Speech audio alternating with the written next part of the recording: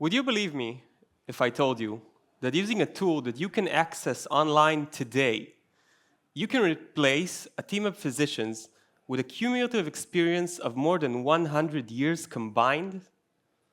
Sounds a little strange, isn't it?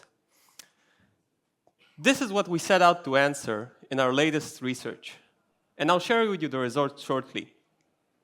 But first, let's take a step back.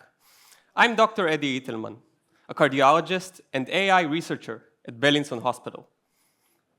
AI is slowly integrating itself into every aspect of the medical field. It can take and pass the medical licensing exams, and even answer general medical questions on forums with higher proficiency, and to my dismay, with higher levels of empathy than some human physicians. But where does it fit in potentially life-changing decisions? To answer this question, let's imagine a patient. Call her Jane. Jane has a heart condition and needs valve replacement to save her life. She has two options: undergo open heart surgery or a procedure in the cath lab where we, in minimal invasive techniques, implant a new valve in her heart. The difference between the alternatives is dramatic. Open heart surgery requires general anesthesia and a painful and prolonged recovery, but it is the best solution for some patients. Procedures in the cath lab are usually shorter, done under minimal sedation, and the patients are discharged within a day or two, but they too have their downside. The decision to send a patient to surgery or to the cath lab is done in a unique forum comprised of doctors from multiple disciplines of medicine, discussing each individual patient case and arriving at the best solution for this patient. We call this forum the Heart Team. In early 2024, we set out to answer a simple question: can large language models replace or join our heart teams? To answer this, we comprised the study comprised of 40 different patient cases, each with a specific preference to surgery or to a procedure in the cath lab.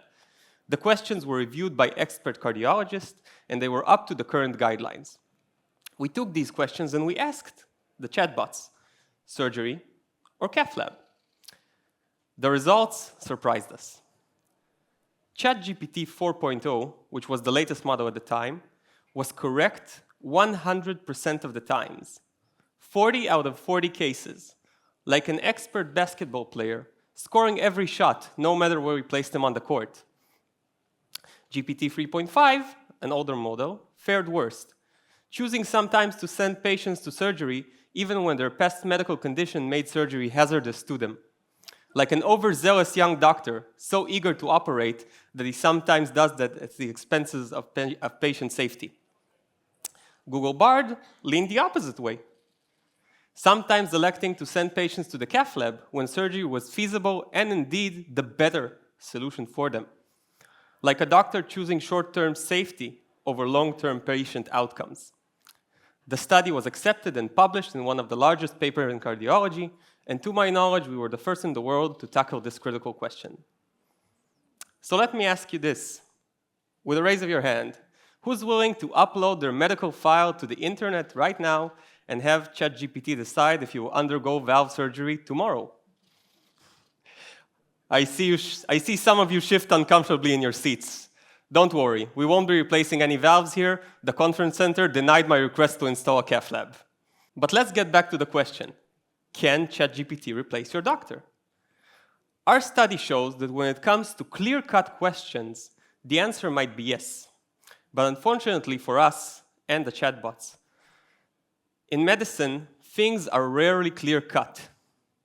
AI sure does have its advantages, from patients who want to deepen their knowledge in their disease or even conduct a quick and very cheap second opinion, to doctors seeking expert consultations, working in facilities where the best cath lab in the country isn't readily available to provide advice. But when a patient comes to see a doctor, aggregating the medical information is only the first step of the medical encounter. The doctor will talk to the patient, read his verbal and nonverbal responses. They will discuss patient lifestyle and goals of treatment, and together they will come up at the best solution for the patient. And indeed, when indicated, this doctor will also take a knife and cut the patient's skin to replace his valve, save his life. This makes the doctor responsible for the patient, but mostly it makes the doctor accountable to the patient. And this term, accountability, is crucial when framing the discussion of AI and healthcare.